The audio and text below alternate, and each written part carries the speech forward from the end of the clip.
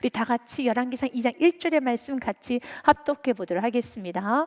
다윗이 죽을 날이 임박함에 그의 아들 솔로몬에게 명령하여 이르되. 아멘. 사랑하는 여러분, 인구로 보는 대한민국 통계에 따르면 1970년대 평균 수명은 62.3세였다라고 합니다. 그런데 지금 2025년도에 평균 수명은 여자는 86.6세, 남성은 80.8세로 평균 수명이 83.7세라고 합니다. 21년이나 늘었습니다. 10년 후에 이제 예상을 해보았습니다. 2035년 때 평균 수명을 예측해 보았을 때 2035년에 남자는 83.8년, 84세까지 살게 될 것이고, 여성은 좀 많습니다. 88.8세, 89세까지 살게 된다라고 합니다. 그래서 10년 후에 90세까지 사는 것이 와, 대단하다, 장수했다 라고 말하기는 어려운 시대가 온 거라는 겁니다. 여러분이 10년 후면은 여러분 생각했던 것보다 훨씬 더 여러분의 나이가 젊게 느껴질 수 있기 때문에 이제는 하나님 앞에서 오늘 말씀이 은혜가 되어서 이제는 나에게 소중한 하루를 허락하셨으니 대충 보내는 것이 아니라 이제 살 만큼 살았는데 내가 뭘 할 수 있겠어 라고 보내는 것이 아니라 어떤 누군가는 그 하루를 소중히 여기며 염원했던 그 하루를 내가 살고 있음을 기억하면서 조금 더 많이 사랑하고 조금 더 많이 믿음의 씨앗을 많이 뿌림으로써 우리 다음 세대에게 축복의 통로가 되시기를 바라겠습니다. 다윗이 그의 나이 70세 때 그의 사랑하는 아들 솔로몬이 다윗을 이어 제3대 왕이 됩니다. 그의 나이 20세입니다. 그리고 다윗은 그에게 마지막 말을 남기고 있습니다. 다윗은 어떤 말 남겼을까요? 나라의 존립은, 또한 나라의 흥망성쇠는, 너의 인생의 행복은, 너의 인생의 형통은, 다윗은 분명하게 말합니다. 내 사랑하는 아들 솔로몬아, 바로 너의 신앙에 있단다. 신앙이 꺾이면 인생은 꺾입니다. 신앙이 무너지면 인생은 무너진다는 것입니다. 이 말은 다윗이 솔로몬에게만 말하는 것이 아니라 하나님은 솔로몬의 입을 통해서 이 어두운 세상을 살아가고 있는 우리들에게 하시는 말씀이기도 합니다. 그래서 다윗은 그의 마지막 수건 사업으로 성전을 건축하였습니다. 왜 다윗은 그토록 성전을 건축하길 원했을까요? 다윗은 자신의 인생에 수많은 시간 동안에 우유곡절이 많았고 파란만장한 삶을 살았습니다. 많은 실패도 해봤습니다. 또 성공도 해봤습니다. 그런데 실패와 성공의 그 이유는 한 가지, 내가 하나님의 말씀을 붙잡고 그의 길을 따라가면 내 인생은 형통이고 성공이지만 그런 하나님을 놓아버린 순간에 나의 인생은 무너지고 또한 나라도 어려워진다는 걸 그는 자신의 삶을 통해 깨달았어요. 그런데 다윗은 알고 있었습니다. 자신은 1000만 번 넘어질 수밖에 없는 연약한 존재라는 것을. 그래서 성전을 건축한 겁니다. 연약하기 때문에 예배 드리자. 사랑하는 여러분, 여러분은 하나님 말씀대로 살아야 된다는 걸 잘 알 것입니다. 열정적으로 살아야 된다는 걸 알 것입니다. 말씀 지키며 살아야 되는 걸 알 것입니다. 그러나 알지만 살지 못한 연약함이 있을 겁니다. 그렇기 때문에 예배를 드리셔야 되는 겁니다. 그렇기 때문에 더 엎드려서 주님, 나의 힘으로 살 수 없기 때문에 예배를 더 간절히 드려야 되는 것입니다. 많은 영성 신학자들은 교회에 관한 메시지를 많이 남기고 있죠. 유진 피터스 목사님은 교회에 관한 이렇게 말합니다. 참 귀합니다. 우리가 성전에 가는 이유는 하나님을 만나는 시간이 필요해서가 아니라, 그렇죠, 하나님 없이 살 수 없다는 사실을 다시 기억하기 위해서입니다. 여러분은 하나님을 다 만났죠. 예배를 더 많이 드린다고 해서 천국 문이 열리는 게 아닙니다. 정확히 말한다면 예배는 하나님을 만난 자, 예수님 나의 구원자로 영접한 성도들만 드릴 수 있는 것이 예배이지요. 그런데 왜 예배를 드려야 됩니까? 왜 우리는 매일매일 예배를 드려야 됩니까? 예배를 드린다고 해서 천국문이 더 열리는 건 아닙니다. 그렇더라면 우편강도는 천국에 들어가지 못했을 것이겠죠. 예배는 우리가 다 아는 그 말씀이 나의 가슴으로 다 다시 충만해지도록 하기 위해서 예배를 드리는 것입니다. 여러분, 하나님의 살아계심을 알고 있습니다. 하나님 나와 함께 하심도 알고 있습니다. 하나님 나를 붙드신다는 거 알고 있습니다. 하나님 나를 사랑한다는 것도 알고 있습니다. 그런데 그 알미 여전히 지식으로만 맴돌고 있고, 그 알미 나의 작은 가슴에 사로잡아야 되는데 그렇게 사로잡히지를 못하는 겁니다. 그래서 예배는 하나님 없이 살 수 없다는 사실을 다시 기억해내게 하기 위해서 예배를 드리는 겁니다. 다시 충만해져야 되는 겁니다. 맞다, 하나님 나와 함께 하시지, 하나님이 내 삶의 공급자이시지, 하나님 날 붙잡아 주시지라는 믿음으로 충만해져야 되겠죠. 존 파이퍼 목사님도 비슷한 말을 합니다. 성전은 단순히 예배를 드리는 곳이 아니라 하나님을 영화롭게 하고 세상을 바르게 하는 힘의 중심입니다 라는 말을 합니다. 그렇습니다. 은혜를 받으셔야 됩니다. 좀 더 구체적으로 이제 다윗의 마지막 말을 통해서 우리가 두 가지를 깨닫기 원합니다. 그 첫 번째는, 신앙은 한 번의 결단, 그 순간의 결단이 아니라 끝까지 지속해야 하는 것입니다. 신앙은 faith, 믿음이라고 해석해 보았습니다. Faith is not a moment, it's a journey, 여정입니다. Walking과 to the very end, 끝까지 주님과 교제하며 가는 겁니다. 이 부분은 존 맥스웰 목사님이 썼던 부분을 좀 인용해서 문장을 만들어 보았습니다. 위대한 인생은 한 번의 결단이 아니라 끝까지 지속되는 작은 씨앗들의 반복으로 완성이 된다. 여러분도 뜨거웠던 시절은 있었을 것입니다. 뜨겁게 예배했던 시절, 뜨겁게 기도하고 뜨겁게 감사하고 뜨겁게 전도했던 한순간에 한 번의 시간은 다 있었을 것입니다. 그러나 그 시간은 지속되어야 하는 겁니다. 오늘도 뜨거워야 되는 겁니다. 그래서 내가 끝까지 신앙생활을 유지할 수 있다는 것, 내 마음에 끝까지 하나님 향한 사랑이 불타오를 수 있다는 건 은혜입니다. 그 은혜는 하나님으로부터 부어지는 겁니다. 여러분이 신앙을 지킬 수 있다는 건 하나님의 아주 특별한 은혜이니 더 많이 감사하시기를 바라겠습니다.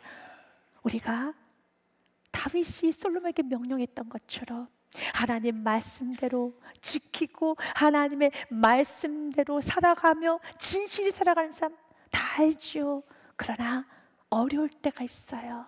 마음의 힘을 잃어버리고 말씀은 알지만 여전히 살지 못할 때가 있어요.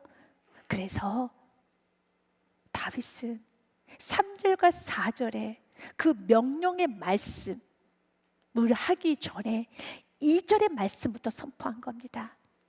내가 이제 세상의 모든 사람이 가는 길로 가게 되었노니 너는 힘써 대장부가 되라. 힘이 있어야 되는 겁니다. 마음에 용기가 있어야 되는 겁니다. 신앙생활 힘을 잃어버리면 신앙생활 잘하지 못합니다. 귀하신 성도님께서 자녀의 문제로 저에게 상담이 왔습니다. 목사님, 큰일 났습니다. 왜요?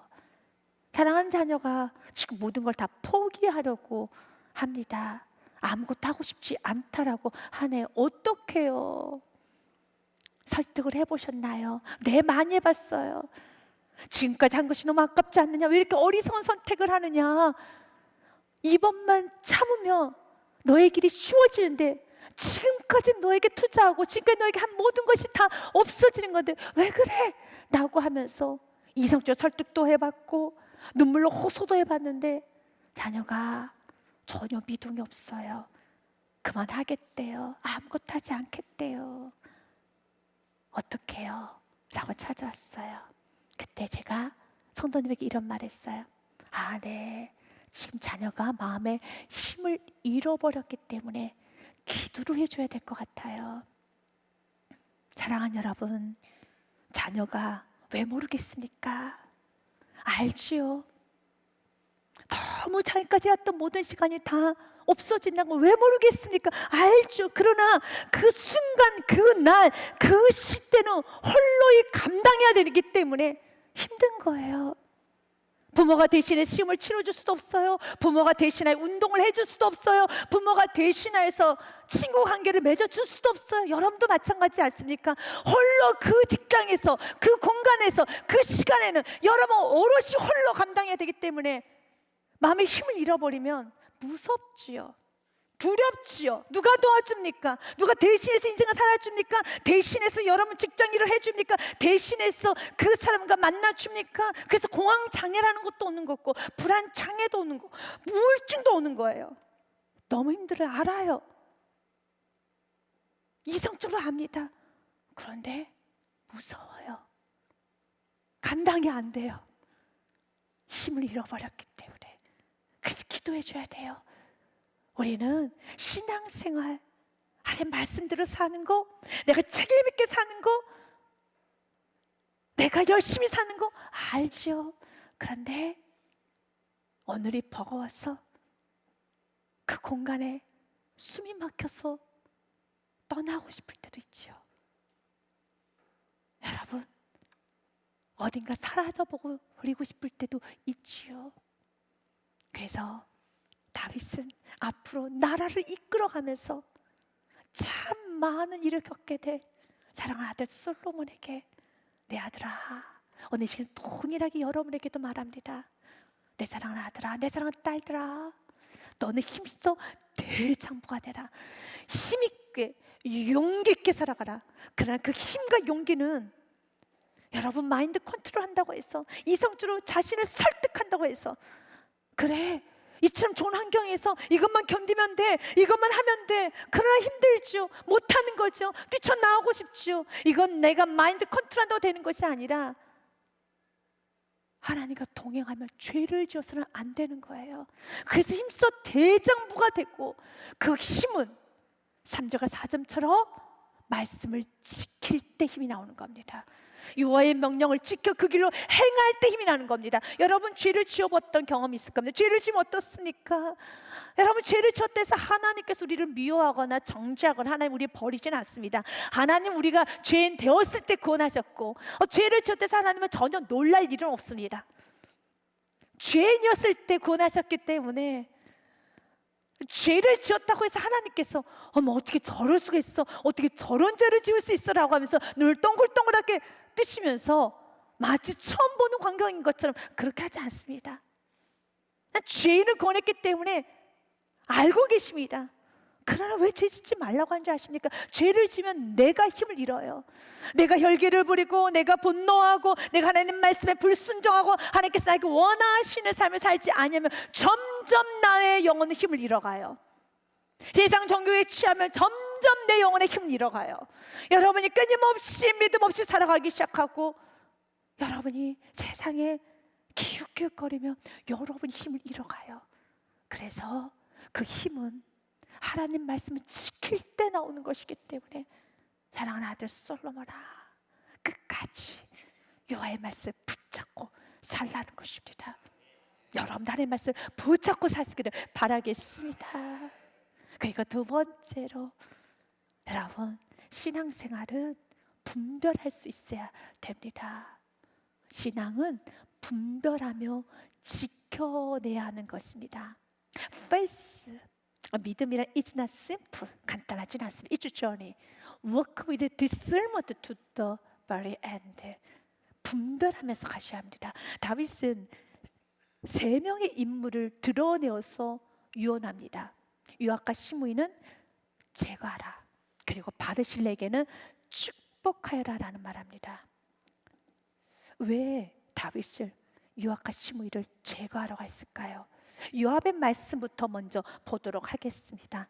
열왕기상 2장 5절과 6절 말씀에 보면, 수루아의 아들 요압이 내게 행한 일, 곧 이스라엘 군대 두 사령관 넬의 아들 아브넬과 예델의 아들 아마스에게 행한 일을 내가 알거니와, 그가 그들을 죽여 태평시대 전쟁에 피를 흘리고 전쟁의 피를 자기 허리에 띤 띠와 발에 신은 신에 묻혔으니, 내 지혜들 행하여 온갖 방법을 다 동원해서 아주 지혜롭게 그의 100발이 평안히 소울에 내려가지 못하게 하라. 소울은 지옥입니다.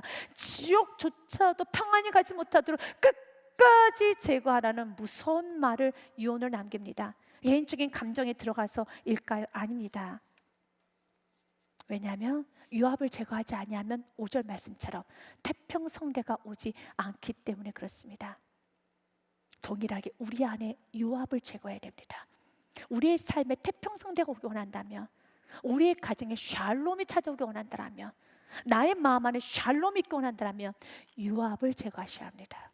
요압은 어떤 인물입니까? 요압은 40년간 다윗과 함께했던 장군입니다. 그는 가는 곳마다 전쟁에 이겼습니다. 유능합니다. 그러나 그의 가장 큰 문제는 자신의 생각과 감정을 꺾지를 못한다라는 것입니다. 다윗이 남유다 출신이죠. 그리고 초대왕이었던 사울은 북이스라엘 출신입니다. 이제 다윗은 북이스라엘 사람들과 함께 하나 돼서 통일 왕국을 이루고 싶은 하나님의 뜻을 이루어드리고 싶었습니다. 그래서 다윗은 기다렸습니다. 때가 되자 북이스라엘의 장수였던 아브넬이 백기를 들고 다윗을 찾아옵니다. 당신을 우리의 왕으로 모십니다. 그때 다윗은 아브넬을 환영했고 받아줬습니다. 왜냐하면 북이스라엘 사람들은 사울이 다윗에게 지나치게 했던 행동을 모두 다 알고 있었기 때문에 이제 다윗이 왕이 되면 우리에게 피해 복수를 할 것이야, 우리를 다 제거할 것이라는 두려움이 있었기 때문에 그들의 마음이 편해질 때까지 다윗은 기다렸어요. 그런데 때가 되자 이제 하나가 될 수 있는 좋은 기회가 온 것입니다. 그래서 화평하는 약조를 하고 아브넬을 돌려보냈는데 그때 요압이 아브넬을 죽입니다. 아브넬이 헤브론으로 돌아오매 요압이 더불어 조용히 말하는 듯이 그를 데리고 성문 안으로 들어가 거기서 배를 찔러 죽이니 이는 자기의 동생 아사엘의 피로 말미암음이더라. 그가 죽인 이유는 한 가지입니다. 동생의 복수인 것입니다. 과거 남쪽에 있는 유다 사람들과 북쪽에 있는 이스라엘 사람들이 전쟁을 했습니다. 그때 바로 아브넬 장수가 요압의 동생을 죽였습니다. 그러나 그가 장수라면 왕의 명령을 따라야 되는 것처럼, 그 왕의 뜻을 헤아려야 되는 것처럼 그가 자신의 동생을 죽였기 때문에 저도 그를 죽인 것이며 주장만 하면 안 되는 것입니다. 그러면 태평성대 이루어질 수 없습니다. 이제 아브넬은 살해당했습니다. 이 소식이 북이스라엘에 전파되었었을 때 북이스라엘 사람들은 이거 봐, 우리의 장수 아브넬을 죽였구나, 우리도 곧 죽임을 당하겠구나, 분열이 되겠죠. 하나님은 동일하게 우리에게도 말합니다. 하나님의 자녀라면 요압과 같이 여러분 열기내고 여러분들이 주장할 수많은 이유는 있을 겁니다. 그러나 하나님의 뜻 앞에서는 그 수많은 주장을, 수많은 감정을, 수많은 상처들을 내려놓을 수 있어야 합니다. 요압은 충분히 마음에 상처가 있어요. 내가 죽여야 되는 이유가 있습니다. 하지만 그가 장수였었을 때는 다윗의 뜻을 따라했던 것처럼, 그래야지만 하나님의 뜻이 이루어지는 것처럼 우리가 하나님의 자녀라면 여러분도 상처를 가슴에 붙잡고 원한을 붙잡고 이런저런 이유로 여러분이 불순종하는 많은 이유가 있겠지만, 그러나 하나님의 뜻, 하나님이 지금 나에게 무엇을 말씀하시는가, 하나님 내가 어떻게 남은 때를 살기 원하는가, 그 말씀 앞에서는 자신의 감정, 생각, 환경 모든 것을 주장하는 것을 꺾을 수 있어야 됩니다. 내려놓을 수 있어야 됩니다. 그럴 때 마음에 샬롬이 찾아옵니다. 그럴 때 가정에 샬롬이 찾아오는 겁니다. 끝까지 고집을 내세우고 끝까지 주장하면서 내가 이래서 화가 나고, 내가 이래서 아프고, 내가 이렇기 때문에 나는 일어날 수 없고, 나는 이렇기 때문에 나는 아무것도 할 수 없어라고 주장만 하면 하나님의 뜻은 이루어질 수가 없습니다. 하나님 우리 마음에 있는 요압이 완전히 제거되기 원합니다. 두 번째로 시므이를 제거하셔야 합니다. 요압은 시므이를 제거하러 갑니다. 말씀해 보니 바울인 베냐민 사람 게라의 아들 시므이가 너와 함께 있나니 그는 내가 마하나임으로 갈 때 악독한 말로 나를 저주하였느니라. 그러나 그가 요단에 내려와서 나를 영접함으로 내가 여호와를 두고 맹세하여 이르기를 내 칼로 너를 죽이지 아니하리라 하였노라. 과거 다윗이 압살롬의 반역에서 쫓겨나갈 때 그때 시므이가 다윗에게 저주를 했고, 다시 다윗이 왕궁에 황궁에 있었을 때는 또다시 시므이가 죄송합니다 라고 하면서 잘못했습니다 라고 했던 그 사건을 드러내면서 그 시므이는 죽이라라는 말합니다. 9절 말씀해 보니 그러나 그를 무지한 자로 여기지 말자다. 죄가 없는 자로 여기지 말고 너는 지혜 있는 사람이므로 그에게 행할 일을 알지니 그의 백발이 피 가운데 쏠에 내려가게 하라. 시므이를 제거하라는 겁니다. 그 이유가 무엇입니까? 시므이가 하였던 말 때문에 그렇습니다. 주님은 우리 안에 시므이가 제거되기 원합니다. 사무엘 하 말씀 16장 17절과 8절 말씀 보니 시므이가 저주하는 가운데 이와 같이 말하니라.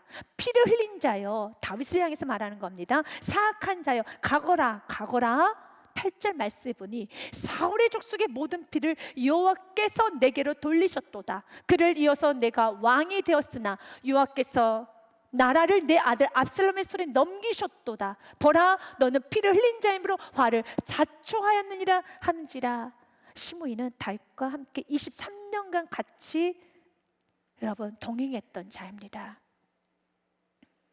시므이는 알고 있습니다. 다윗이 왕으로 세워진 건 하나님의 뜻이고 하나님의 결정이며 하나님의 역사라는 거 시므이는 압니다. 그런데 마음 안에 틈만 나면 다시 아닐 것이야 라고 하면 자신의 영역을 펴려고 하는 마음이 있다는 겁니다. 주님 우리에게 동일하게 하나님의 은혜면 은혜로 마무리를 해야 되는 겁니다. 축복은 축복으로 마무리를 해야 되는 겁니다. 그런데 또다시 조금 일만 안 되면 내가 그때 그랬었지, 내가 그때 하지 말라고 했었지, 내가 그때 그랬었지 라고 하면서 그 틈을 타서 정죄하고 그 틈을 타서 저주하는 그런 마음, 그런 시므이 같은 마음은 버리기 원합니다.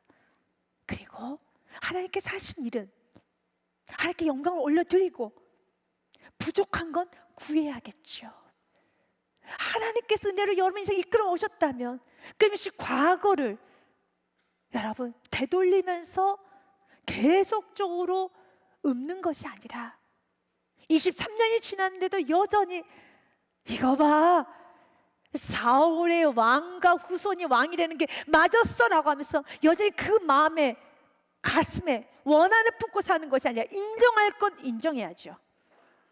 인정할 건 인정하면서 이제는 주님 앞에 부족한 건 구해야 되지 않겠습니까? 야고보서 말씀에 보면 이렇게 됐습니다.